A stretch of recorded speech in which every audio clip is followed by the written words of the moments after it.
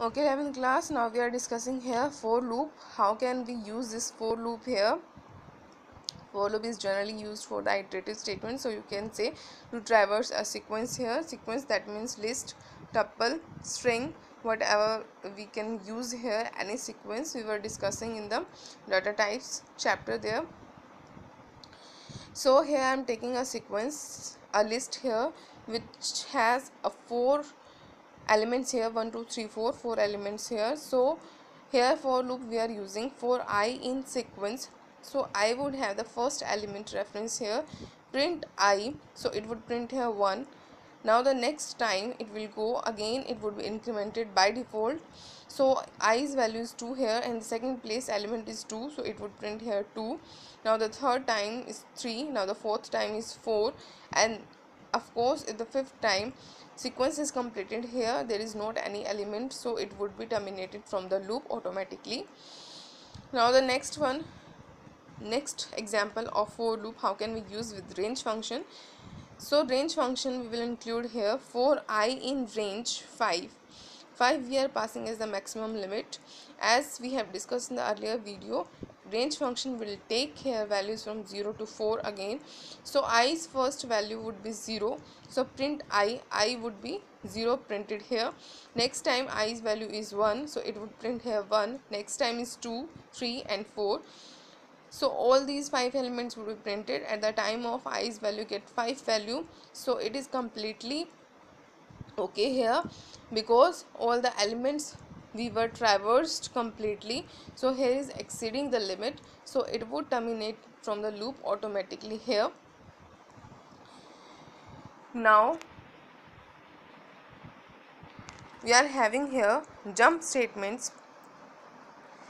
Jump statements are two: break and continue. First jump statement, that is known as the break, which is used to terminate the loop here, and the second one is continue, and it takes the control of the loop at the starting point of it, and it would execute the statements again. How it works, let's see with the example, it would be more clear to you. Here we are taking here example for break.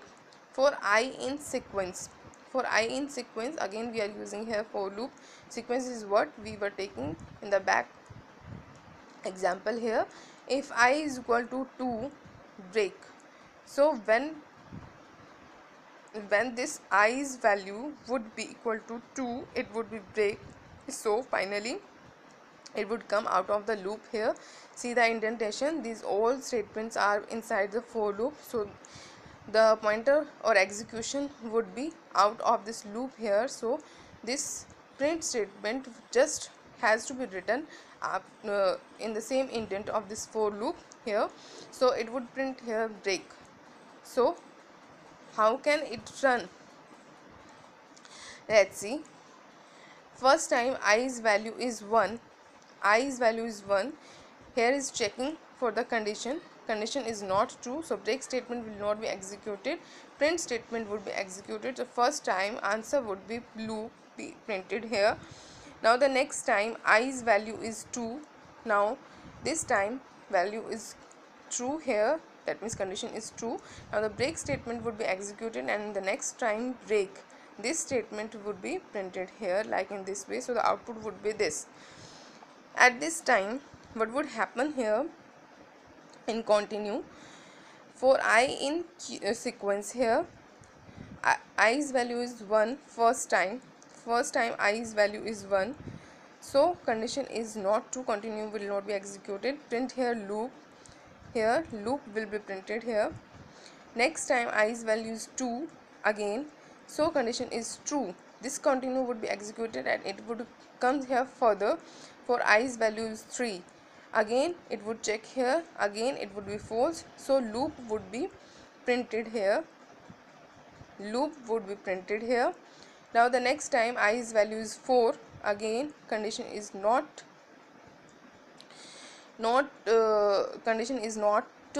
true here, it's false, again it would print here loop. Now the next time when the i's value, here is for i's value 1, here i's value is 3, here is i's value is 4. Now this time i's value is 5, now it would exceed the limit of sequence because there was only the 4 elements there. So by default it would come here print statement and it would print here out of loop. This output would be presented from this program here. Now the next statement and the last topic of this chapter is past statements. Past statements are what? Past statements are generally these statements which does nothing, but we have to include in these our programs where we need to pass the statements but nothing we want to print. So here we can use here past statements. How can we use it? Let's see the example here. For I in COMP, that is a string we are passing here. So if I is equal to C, first time I will have the first character of the string C pass. That means we are not presenting or we are not printing any statement, any kind of statement here. So it will be leave blank here.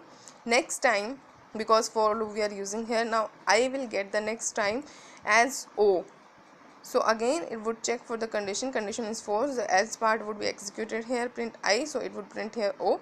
Third time I will get the value as M, so again condition would be checked, again condition would be false, else part would be executed.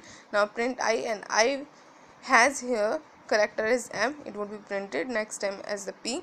So this kind of statements we are using where we won't do nothing or we want that we are not requiring to print anything, where we have to use here past statement, just PASS, past we have to write down in the small letters, that is also a reserved word. We can use like in this way. So the chapter has been completed here. I hope so it's clear to you. Thank you.